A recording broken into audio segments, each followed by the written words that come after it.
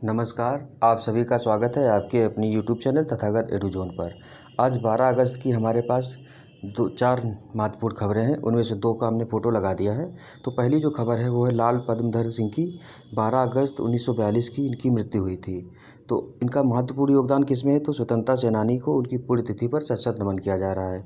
उन्होंने भारत छोड़ो आंदोलन के दौरान एक विरोधी रैली की अगुवाई और अंग्रेज़ सैनिकों की गोलीबारी में शहीद हो गए। तो इन्होंने एक रैली जा रही थी भारत छोड़ो आंदोलन के दौरान, उसकी अगुवाई की थी। उसी अगुवाई के दौरान इनकी गोली लगने से मृत्यु हो गई थी। तो इनका जो भारत छोड़ो आंदोलन है उसमें महत्वपूर्ण योगदान था। और जो दूसरी न्यूज़ है वो है कि आज विश्व हाथी दिवस है।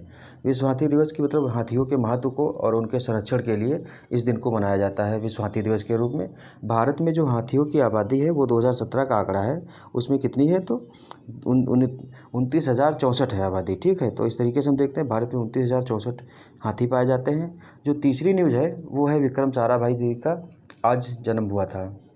तो 12 अगस्त को विक्रम साराभाई भारत में जो हमारा अंतरिक्ष सेक्टर है उसमें, यानी कि इसरो की स्थापना से लेकर के जितना भी अंतरिक्ष में आज भारत आगे बढ़ा है, तो उसकी जो नींव रखने का जो श्रेय दिया जाता है वो विक्रम साराभाई जी को दिया जाता है।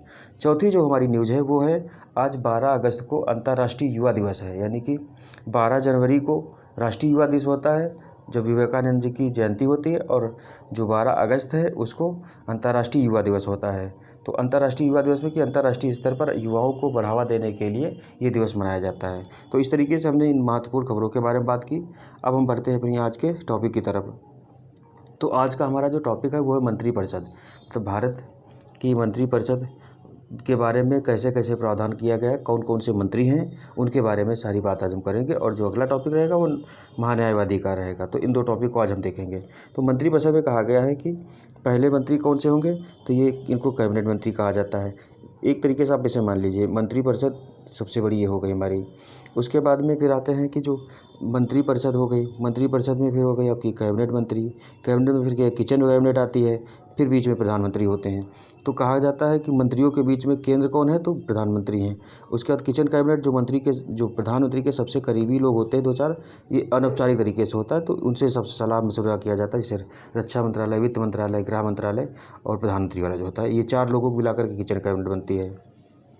उसके कैबिनेट जो मिनिस्ट्री होती है इसमें 7 से लेकर 8 मंत्री होते हैं कैबिनेट मिनिस्टर में।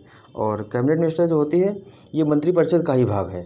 जो मंत्रिपरिषद है बड़ी है, इसमें कई 15% मंत्री होते हैं, जितने भी टोटल सीट हैं, चाहे विधानसभा हो या केंद्र से मतलब लोकसभा हो, वहाँ की 15% जो से विधायक हैं, जो सदस्यों की संख्या है उसका 15% मंत्री बनाए जाते हैं। तो वो जो मंत्रियों से मिलकर के बनती है उसको मंत्रिपरिषद कहा जाता है। अब इसमें बात करते हैं कि जो भारत में मंत्रिपरिषद की व्यवस्था किस अनुच्छेद में की गई है। तो अनुच्छेद कौन सा है भारत का, भारत की एक मंत्रिपरिषद होगी जिसका प्रधान कौन होगा, प्रधानमंत्री होगा, वह अन्य मंत्रियों से मिलकर के बनेगी। मंत्रिपरिषद में सामान्यतः 4 प्रकार के मंत्री होते हैं, तो हम ऊपर भी देखे थे। अब इसका प्रावधान तो अनुच्छेद 74(1) करता है। कहा गया कि 74(1) यही कहता भी है कि भारत की एक मंत्रिपरिषद होगी जिसका प्रधान प्रधानमंत्री होगा, वह अन्य मंत्रियों से मिलकर बनेगी, और ये मंत्रिपरिषद सलाह देगी किसको, राष्ट्रपति को। इस मंत्रिपरिषद की सलाह के आधार पर ही राष्ट्रपति अपना कार्य करेगा, क्योंकि कार्यपालिका का प्रमुख कौन होता है, राष्ट्रपति होता है, इसलिए कहा गया है। तो इसमें जो पहले प्रकार के मंत्री हैं वो कौन है, कैबिनेट मंत्री हैं। मंत्रिपरिषद में सबसे महत्वपूर्ण जो भूमिका होती है वो कैबिनेट मंत्रियों की होती है। हम ये आज भी वर्तमान में भी देख रहे हैं, जो प्रेजेंट गवर्नमेंट है वो चाहे राज्य की हो चाहे केंद्र में हो, हर जगह। और जो पहले इससे पहले भी जो सरकारें रही तो उसमें भी कैबिनेट जो मंत्री होते हैं उनकी भूमिका बहुत ज़्यादा होती है। और कैबिनेट जो शब्द है इसका संविधान में उल्लेख अनुच्छेद हम 352 जब पढ़ेंगे तो उसमें देखेंगे कि जब राष्ट्रीय आपातकाल लागू किया जाता है तो कैबिनेट की लिखित सलाह पर राष्ट्रपति घोषित करता है, ये प्रावधान किया गया। तो कैबिनेट शब्द वहीं पर यूज किया गया, यानी कि मंत्रिमंडल जो होता है। अब क्या है, तो कैबिनेट मंत्री अपने विभाग के अध्यक्ष होते हैं, मतलब ये जो मंत्री होते हैं ये अपने विभाग के हेड होते हैं, और ऐसे मंत्री मंत्रिमंडल की प्रत्येक बैठक में भाग लेते हैं। मंत्रिपरिषद की भी बैठक होती है और मंत्रिमंडल की भी बैठक होती है। मंत्रिपरिषद की बैठक एक नाम मात्र की होती है, लेकिन जो मंत्रिमंडल की बैठक है वो मान के चलिए हर सप्ताह में लगभग होती है, क्योंकि महत्वपूर्ण निर्णय वहीं से आते हैं। जिसकी अध्यक्षता क्या है, तो प्रधानमंत्री करता है। मतलब मंत्रिमंडल की अध्यक्षता कौन करेगा, प्रधानमंत्री करेगा। ये चीज़ आप लोग याद रखिए, क्वेश्चन सीधे पूछ दिया जाता है। फिर राज्य मंत्री होते हैं दूसरे प्रकार के। तो राज्य मंत्री कौन होते हैं, तो राज्य मंत्री कैबिनेट मंत्री के अधीन रहकर कार्य करते हैं। मतलब कैबिनेट मंत्री जो होता है वो अपने विभाग का हेड होता है, जो मंत्रालय उसको दिया जाता है। जैसे रक्षा मंत्रालय हो गया, तो और गृह मंत्रालय हो गया। तो इस तरीके के, जैसे रक्षा मंत्रालय में देखते राजनाथ सिंह जी हैं अभी वर्तमान में, और गृह मंत्रालय के अमित शाह हैं, तो ये लोग अपने जो विभाग है उसके हेड हैं। इनके अंदर कुछ मंत्री होते हैं, क्योंकि गृह मंत्रालय के अंदर कई विभाग आते हैं, तो उसमें किसी विभाग का किसी को मंत्री बना दिया गया, तो राज्य मंत्री जो होते हैं वो कैबिनेट मंत्री के अधीन रह करके काम करते हैं। ये अपने विभाग के अध्यक्ष नहीं होते, क्यों? क्योंकि अध्यक्ष यानी कि जो कैबिनेट मंत्री होता है वो होता है।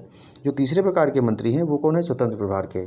स्वतंत्र प्रभार के जो मंत्री होते हैं ये प्रधानमंत्री के अधीनस्थ रहकर कार्य करते हैं। जैसे हमने बताया, राज्य मंत्री जो होते हैं वो कैबिनेट मिनिस्टर के अंदर काम करते हैं। वो कई विभाग होते हैं, उसमें से कोई एक विभाग उनको दिया जाता है। ये जो स्वतंत्र प्रभार के मंत्री होते हैं ये प्रधानमंत्री के अधीनस्थ रहकर कार्य करते हैं, क्योंकि इनका जो मंत्रालय होता है वो प्रधानमंत्री के अधीन होता है। देखो, भारत में जो प्रधानमंत्री होता है, हम मुख्यमंत्री भी देखते हैं, तो उनके पास एक से ज़्यादा मंत्रालय होते हैं। तो उन मंत्रालयों में क्या होता है कि उनको सुविधाजनक तरीके से चलाने के लिए क्या करते हैं कि एक स्वतंत्र प्रभार का मंत्री दे देते हैं। प्रधानमंत्री तो हेड होते हैं, लेकिन उन पर जो डिसीजन रहेगा वो प्रधानमंत्री लेंगे, लेकिन जो डेली बेसिस वाली काम है वो कौन देखेगा? तो एक मंत्री देखेगा। इससे रहेगा कि प्रधानमंत्री को ज़्यादा से ज़्यादा छूट मिल सके कि और काम कर सके, और जो वो मंत्रालय है उसका काम भी सहजता से चल सके। तो इसलिए स्वतंत्र प्रभार के मंत्री होते हैं और ये प्रधानमंत्री के अंदर काम करते हैं। फिर अर्थात स्वतंत्र प्रभार के मंत्री जिस विभाग के मंत्री होते हैं वह विभाग प्रधानमंत्री के अधीन होता है, इस तरीके से। फिर उप मंत्री जो चौथी श्रेणी है ये उप मंत्रियों की है। इनका क्या है? तो ये सभी मंत्रियों के सहायक के रूप में काम करते हैं। तो इनका मतलब कोई पर्सनल ना तो डिपार्टमेंट होता है ना कुछ, इनको एक दर्जा दे दिया जाता है। असल हुआ क्या था, ये 1980 से लेकर के देखते हैं 2000 तक के आसपास का जो दौर था, इसमें राजनीतिक जो अस्थिरता का दौर था, तो उसमें सरकारें बनती थी, बहुत ज़्यादा लोग जैसे जो हम आज के समय में कहते हैं गठबंधन वाली सरकार, तो ये जो दौर आया ये उसी समय आया। कोई भी स्थिर सरकार नहीं बन पा रही थी। तो उसमें था कि ज़्यादा से ज़्यादा लोगों को प्रलोभन देने के या मतलब जो उनकी महत्वाकांक्षाएं हैं उनको पूरा करने के लिए मंत्री पद देने की बात की गई। तो मंत्री बनाने के लिए फिर उपमंत्री बना दिया गया। फिर कई ऐसे प्रावधान किए गए कि जिससे लोग मतलब बने रहे हमारी सरकार में। तो उन्हीं परिप्रेक्ष्य में ये हम देखते हैं कि उपमंत्री क्या होता है, तो इसको मंत्रियों के सहायक के रूप में देखते हैं, लेकिन इसको मंत्री का दर्जा मिल जाता है तो ये जो सांसद या विधायक होते हैं वो भी खुश हो जाते हैं, और इनको काम रहता जरूर के हिसाब से लगाया जाता है। इस चीज़ कही गई। अब कहा गया अनुच्छेद 75 प्रावधान करता है क्या? तो प्रधानमंत्री जो है नियुक्ति, यानी कि प्रधानमंत्री की नियुक्ति कौन करेगा? तो भारत का राष्ट्रपति करेंगे। मंत्रिपरिषद की नियुक्ति के बारे में ये अनुच्छेद 75 कह रहा है। तो इसमें जो मंत्रिपरिषद होगी उसमें कौन? प्रधानमंत्री होता है। तो प्रधानमंत्री की नियुक्ति कौन करेगा? भारत का राष्ट्रपति करेगा। प्रधानमंत्री की सलाह पर अन्य मंत्रियों की नियुक्ति भी राष्ट्रपति करते हैं। तो राष्ट्रपति प्रधानमंत्री की नियुक्ति करते हैं, फिर प्रधानमंत्री सलाह देता है, तब राष्ट्रपति अन्य मंत्रियों की नियुक्ति करते हैं। आगे हम देखते हैं 75(2) क्या कहता है। तो प्रत्येक मंत्री राष्ट्रपति के प्रसाद पर्यंत पद धारण करेगा। राष्ट्रपति पद एवं गोपनीयता की शपथ दिलाते हैं, और प्रत्येक मंत्री जो व्यक्तिगत रूप से देखेंगे कि किसके प्रति उत्तरदायी होता है, तो राष्ट्रपति के प्रसाद पर्यंत पद धारण करता है। अर्थात प्रत्येक मंत्री व्यक्तिगत रूप से राष्ट्रपति के प्रति उत्तरदायी होगा। तो ये क्वेश्चन पूछा गया है कि जो मंत्री होता है वो व्यक्तिगत रूप से किसके प्रति उत्तरदायी होता है? तो राष्ट्रपति के प्रति होता है। ये आपका वनडे एग्जाम में सीधे क्वेश्चन आ जाता है। फिर अनुच्छेद 75(3) कहता है कि प्रत्येक मंत्री सामूहिक रूप से संसद के प्रति उत्तरदायी होंगे। अब इसमें संसद के ओवरऑल अगर क्वेश्चन आता है कि किसके प्रति मंत्री जो है मंत्रिपरिषद सामूहिक रूप से किसके प्रति उत्तरदायी है, तो वो किसके प्रति है? संसद के प्रति। अगर उसमें लोकसभा राज्यसभा दिया है या संसद और लोकसभा दे दिया है तो आप लोकसभा लगाएंगे, क्योंकि स्पेसिफिक क्या होता है कि मंत्री जो है अविश्वास प्रस्ताव लोकसभा में आता है, और प्रावधान भी है संसदीय प्रणाली में लोकसभा के ही प्रतिनिधि मंत्रालय में आ जाएंगे। लेकिन भारत में क्या है कि राज्यसभा और लोकसभा से दोनों जाते हैं, तो उसकी बात अलग है। लेकिन व्यवहारिक रूप में क्या है कि मंत्रिपरिषद जो है कि सामूहिक रूप से लोकसभा के प्रति उत्तरदायी होगी, और वैसे संसद के प्रति उत्तरदायी है। ठीक है। फिर अनुच्छेद 75(4) कहता है कि प्रत्येक मंत्री को राष्ट्रपति पद एवं गोपनीयता की शपथ दिलाता है। इसी वजह से राष्ट्रपति के प्रति व्यक्तिगत रूप से जो मंत्री हैं वो उत्तरदायी होते हैं। अनुच्छेद 75(5) भी कहता है क्या कि यदि कोई व्यक्ति संसद का बिना सदस्य हुए मंत्री पद धारण कर लेता है, मतलब कोई भी व्यक्ति जो है वो बिना संसद का सदस्य हुए मंत्री बन जाता है, तो क्या है तो और 6 माह के अंदर वह किसी एक सदन की सदस्यता नहीं ले पाता है तो अपना मंत्री पद जो होगा त्याग देगा। भारत में ये प्रावधान है कि अगर बिना आप संसद के सदस्य हुए भी 6 महीने तक मंत्री बन सकते हैं। इसको जब आया राम गया राम वाला हमने बताया था, तो इसमें क्या था कि जो आगे दल बदल कानून भी आया था 1985 में, इसी वजह से आया था। वो क्या रहा था कि बहुत ज़्यादा लोग दल चेंज कर दे रहे थे, और सुप्रीम कोर्ट ने क्या किया कि कई बार ऐसा हुआ कि जैसे 6 महीने के लिए प्रावधान किया गया कि कोई भी व्यक्ति बिना संसद का सदस्य हुए मंत्री रह सकता है। तो उसमें इसका फ़ायदा उठाते हुए क्या हुआ कि 5 महीना 29 दिन किसी को मंत्री बना दिए, उसके बाद उसको इस्तीफा दे दिए, उसका पद फिर से नया टेन्योर शुरू करने के लिए फिर से उसको मंत्री पद का दे दिए, मतलब दोबारा उसको हटा करके फिर से मंत्री बना दिए। तो इस पर सुप्रीम कोर्ट ने लगाई कि मतलब ये व्यवस्था ऐसे इसलिए की गई है कि अगर आकस्मिक ज़रूरत है तो उस वजह से किसी को मंत्री बना दिया जाए, फिर वो चुनाव लड़ करके फिर से मंत्री, इसका दुरुपयोग नहीं होना चाहिए, ये चीज़ है। तो भारत में हम देखते हैं कि जो भी अच्छा प्रावधान होता है उसका दुरुपयोग पहले होना शुरू हो जाता है, ये चीज़ें। फिर अनुच्छेद 6 जो 75(6) है वो क्या कह रहा है, तो मंत्रियों के वेतन भत्ते ऐसे होंगे जो संसद विधि द्वारा समय समय पर निर्धारित करे, मतलब मंत्रियों के वेतन भत्ते और जो सुविधाएं होगी वो संसद बनाएगी, यहाँ पर इसका मतलब ये हुआ। फिर जब तक संसद ऐसी विधि नहीं बनाती तब तक दूसरी अनुसूची में जो उल्लिखित वेतन है उसके अनुसार दिया जाएगा इनको। तो हमने जब अनुसूची पढ़ाया था तो उसमें बताया था कि पहले में राज्य के बारे में दिया गया, दूसरे में जो महत्वपूर्ण पदाधिकारी है उनके वेतन भत्तों के बारे में बात की गई। तो संसद विधि बना देती तो उस विधि के अनुसार इनको वेतन दिया जाएगा, और अगर संसद विधि तब तक नहीं बना पा रही तब तक क्या इनको वेतन भत्ता कहाँ से मिलेगा, तो जो दूसरी अनुसूची है उनके अनुसार जो उसमें वेतन वगैरह दिया गया है उसी के आधार पर इनको दिया जाएगा। फिर कह रहा 91वें संविधान संशोधन अधिनियम 2003 में यह प्रावधान कर दिया गया कि मंत्री परिषद के कुल सदस्यों की संख्या लोकसभा के कुल सदस्यों के कितने 15% से ज़्यादा नहीं होगी। तो अब ये एक कैप लगा दिया गया है कि मंत्री जो हैं, मतलब जितने भी मंत्री हैं मंत्री परिषद में शामिल किए जाएंगे, जितनी मतलब टोटल संख्या है उसका 15% से ज़्यादा मंत्री शामिल नहीं किए जाएंगे। राज्यों में भी यह प्रावधान कर दिया गया है, जबकि राज्यों में विधानसभा में के कुल 15% सदस्यों में से अधिक मंत्री नहीं बनाए जाएंगे। जितने भी, जैसे यूपी में 400 हैं, अब 400 का 15% करके देखेंगे तो 60 के आसपास करीब बनेंगे जा करके। इस तरीके से कहा गया कि मतलब 15% से ज़्यादा नहीं बनेंगे। लेकिन इसमें एक डिसाइड ये भी कर दिया गया ना कि कम से कम 12 मंत्री होने चाहिए। जैसे दिल्ली हो गया, या मतलब पूर्वोत्तर के बहुत से ऐसे राज्य जहाँ सिर्फ 60 ही सदस्य हैं लोग विधानसभा में, अब वहाँ अगर 60 मंत्री बना दिए जाएंगे तो उतना हो नहीं सकता। और कहा गया कि अगर 15% बनेंगे तो 60 का 15% मुश्किल से 4 से 5 मंत्री बनेंगे। तो इसको रोकने के लिए कहा गया कि कम से कम 12 मंत्री बनेंगे, ये चीज़ है। अनुच्छेद जो 77 ये क्या प्रावधान करता है कि भारत सरकार की समस्त कार्यपालिका जो कार्यवाहियाँ हैं राष्ट्रपति के नाम से की जाएंगे। अनुच्छेद 53 हमने पढ़ा था, राष्ट्रपति में क्या है, तो भारत सरकार की जितनी भी कार्यपालिका शक्तियाँ हैं वो किसमें, राष्ट्रपति में निहित है, और जो कार्यपालिका शक्तियाँ की जो कार्यवाही है वो भी राष्ट्रपति के नाम से की जाएगी। ये अनुच्छेद 77 आपका प्रावधान करता है। फिर अनुच्छेद 78 हम देख रहे हैं, तो जो क्या कह रहा है कि प्रधानमंत्री का कर्तव्य होगा कि वह मंत्रिपरिषद के निर्णयों को तथा सरकार के कामकाज की सूचना राष्ट्रपति को देगा। अनुच्छेद 78 हमने कल भी पढ़ा था, आज भी वही बात कह रहा है कि मंत्रिपरिषद के निर्णयों को तथा जो कामकाज होगा सरकार का उसकी सूचना वो राष्ट्रपति को देगा। ये मंत्री जो प्रधानमंत्री है उसका कर दायित्व दिया गया है। आगे बात कर रहे हैं भारत का जो महान्यायवादी है उसके बारे में अनुच्छेद 76 प्रावधान करता है। तो अनुच्छेद 75 में मंत्रिपरिषद के बारे में कहा गया है। अनुच्छेद 74 मंत्रिपरिषद का गठन कैसे होगा और मंत्रिपरिषद का व्यवस्था बाकी 75 में दी गई। फिर आगे जो 76 है वो महान्यायवादी, 77 कहता है कि कार्यवाही राष्ट्रपति के नाम से, 78 में प्रधानमंत्री के कर्तव्य दिए गए। इस तरीके की कार्यपालिका के अनुच्छेद 78 तक है, ठीक है। फिर 79 से संसद शुरू हो जाती है, तो हम उसको अगले लेक्चर में देखेंगे। अभी 76 में क्या है, तो भारत का महान्यायवादी की व्यवस्था की गई है।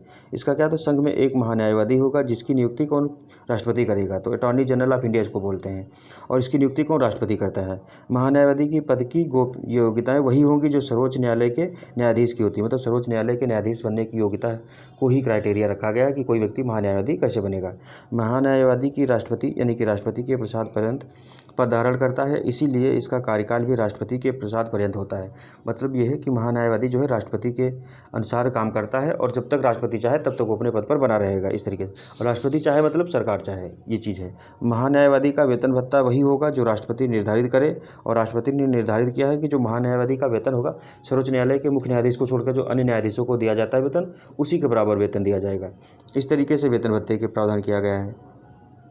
आगे हम देखते हैं जो महान्यायवादी है वो क्या करेगा, तो संसद के दोनों सदनों और उसकी समितियां जो हैं उनमें बिना सदस्य हुए भी क्या कर सकता है, भाग ले सकता है, बहस कर सकता है और अपना पक्ष रख सकता है, लेकिन मतदान नहीं कर सकता है, क्योंकि मतदान का सदस्य जो मतदान का अधिकार है वो संसद के सदस्य को दिया गया है। इस वजह से क्या है, महान्यायाधीश समितियाँ यानी कि संसद में भाग लेगा, उसकी समितियाँ जो भी हैं वहाँ भाग लेगा, बहस करेगा और अपना पक्ष रखेगा, क्योंकि महान्यायाधीश का काम होता है जो सरकार का पक्ष रखने का। तो इस वजह से वो जाकर के संसद और समितियों में भाग लेता, बहस करता, सारा अपना पक्ष रखता है, लेकिन वो मतदान नहीं कर सकता है। मतदान, जैसे मतदान हम देखते हैं कि महान्यायवादी नहीं कर सकता है। राज्यसभा के जो सभापति हैं वो प्रथमता वोट नहीं देते, लेकिन कास्टिंग वोट देते हैं, क्योंकि वो भी सदस्य नहीं है, इस वजह से। फिर संसद में प्रथमता वोट देने का अधिकार उसी व्यक्ति का होता है जो संसद का किसी न किसी सदन का सदस्य होता है। मतलब किसी न किसी सदन का जो सदस्य होगा वही पहले वोट देगा। पहले वोट देने का मतलब है कि मान लो कोई विधेयक है, पास होने के लिए कहा गया कि आप इस पर वोट दीजिए, तो उस पर वोट वही देंगे जो संसद के सदस्य होंगे, ये चीज़ कही गई। महान्यायवादी का कार्य केंद्र को यानी कानून संबंधी सलाह देना होता है। तो महान्यायवादी का जो मेन काम है, यानी कि सरकार है, केंद्र सरकार, उसको कानूनी सलाह देना होता है। और वह भी कार्य होता है जो राष्ट्रपति निर्धारित करे। जैसे राष्ट्रपति चाहे तो और भी काम उसको सौंप सकती है। जैसे केंद्र सरकार की तरफ से जो भी, यानी कि सरकार की तरफ से जो फैसले होते हैं या जो डिसीजन होते हैं, उनके लिए जाकर के जैसे सर्वोच्च न्यायालय में अगर कोई मामला जा रहा है केंद्र सरकार के खिलाफ, तो वहाँ जाकर के सरकार का पक्ष रखेगा। इस तरीके का है। महान्यायवादी को संघ का प्रथम विधि सलाहकार, यानी कि ये विधि संबंधी सलाह भी देता है संघ को। ठीक है। महान्यायवादी भारत क्षेत्र में स्थित सभी न्यायालयों में भाग ले सकता है। भाग ले सकता है मतलब कि अगर केंद्र सरकार से रिलेटेड अगर कोई मामला है तो उसमें जाकर के सरकार की तरफ से केस लड़ेंगे, ये बहस कर सकता है और सरकार का पक्ष रख सकता है। ये चीज़ हम कह रहे हैं। आगे बात की गई है कि जो महान्यायवादी होंगे, यानी कि ब्रिटेन का जो महान्यायवादी होता है वो कौन होता है, तो मंत्री बनाया जाता है। जबकि हम देखते हैं भारत का महान्यायवादी किसी भी व्यक्ति को बनाया जा सकता है जो सर्वोच्च न्यायालय की न्यायाधीश बनने की योग्यता रखता हो। जबकि ब्रिटेन में कोई मंत्री महान्यायवादी बनता है। तो हमने व्यवस्था देखो, संसदीय व्यवस्था ब्रिटेन से ली, लेकिन सीधे सीधे ब्रिटेन को नहीं अपनाया। कई मामलों में हमने अपने परिस्थिति के हिसाब से चीज़ों को अपनाया है। ये चीज़ हम देख रहे हैं। महान्यायवादी सेवानिवृत्त होने के बाद भारत सरकार के खिलाफ फौजदारी मामले में ना ही वकालत करेगा और ना ही किसी को सलाह देगा।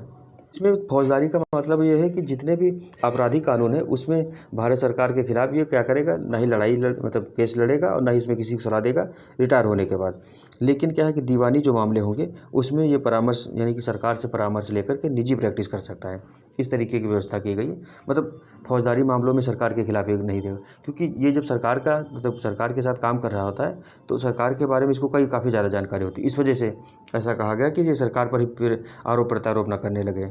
फिर भारत में एक महान्यायवादी है, 2 सॉलिसिटर जनरल मतलब अटॉर्नी जनरल, 1 एडिशनल सॉलिसिटर, मतलब सॉलिसिटर जनरल कितने हैं, 2, और एडिशनल सॉलिसिटर जनरल 2 से 4 तक होते हैं। तो इस तरीके से महान्यायवादी को जो कानूनी सहायता या उसके काम को और बांटने के लिए इनका प्रावधान किया गया। इस तरीके से महान्यायवादी सरकार का पूर्णकालिक कानूनी परामर्शदाता नहीं होता है और ना ही सरकारी सेवक होता है। इनकी नियुक्ति कार्य के हिसाब से की जाती है। ये चीज़ है कि पूर्णकालिक कानूनी परामर्शदाता नहीं होता है, ये चीज़ कहा गया है। उसके बाद अगला जो है मंत्रिमंडल, हमने बताया था मंत्रिपरिषद का जो महत्वपूर्ण अंग है वो मंत्रिमंडल है। तो मंत्रिमंडल की भूमिका क्या है, तो यह हमारी राजनीतिक प्रशासनिक व्यवस्था में उच्चतम निर्णय लेने वाली संस्था है। मतलब सरकार में सबसे महत्वपूर्ण निर्णय लेने वाली संस्था के रूप में मंत्रिमंडल है। यह केंद्र सरकार की मुख्य नीति निर्धारक है। मुख्य नीति निर्धारक मतलब यहीं पर सारी नीतियाँ डिसाइड होती है। उसके बाद में मंत्रिपरिषद वालों को बता दिया जाता है जो बाकी मंत्री हैं कि ये चीज़ हमने लिया डिसीजन, इसके पक्ष में देना है। यह संघ सरकार की उच्च कार्यकारिणी है। उच्च कार्यकारिणी मतलब कि यही जो हमने कार्यपालिका बताया था, राष्ट्रपति तो मंत्रिपरिषद की सलाह पर काम करता है और मंत्रिपरिषद में भी ये कोर ग्रुप होता है। इस वजह से यह केंद्रीय प्रशासन की मुख्य समन्वयक है, मतलब प्रशासन में समन्वय का काम करती है। यह राष्ट्रपति की सलाहकारी संस्था है। राष्ट्रपति को सलाह भी क्योंकि मंत्रिपरिषद देती है और मंत्रिपरिषद मतलब एक्चुअल रूप में देखो तो कैबिनेट मंत्री होती है। इस वजह से तथा इसका परामर्श उस पर बाध्यकारी होता है जो राष्ट्रपति काम करते हैं सलाह एवं सहायता से। इसलिए यह मुख्य आपदा प्रबंधक है। आपदा प्रबंधक मतलब कि जब भी कोई विपरीत परिस्थिति आती है तो उसमें मेन भूमिका इन्हीं की होती है, कैबिनेट मंत्रियों की, और सभी आपातकालीन परिस्थितियों में से निपटती है। यह विदेश नीति और विदेश मामलों को देखती है। तो जितने भी हमने कहा ना भाई, रक्षा मंत्री हो गए, गृह मंत्री हो गए, विदेश मंत्री हो गए, ये सभी लोग मिलकर के कैबिनेट मंत्री में आते हैं। इस तरीके से देखते हैं। आगे बात कही गई जो अनुच्छेद 78 है उसमें प्रधानमंत्री के कर्तव्य दिए गए। तो प्रधानमंत्री के कर्तव्य क्या क्या हैं, संघ के क्रियाकलाप के प्रशासन संबंधी और विधायन विषय से संबंधित मंत्रिपरिषद के सभी निर्णय जानकारी राष्ट्रपति को देंगे। तो इनका पहला काम है कि जितने भी निर्णय मतलब मंत्रिपरिषद में लिए जाते हैं उनकी जानकारी किसको, राष्ट्रपति को देना।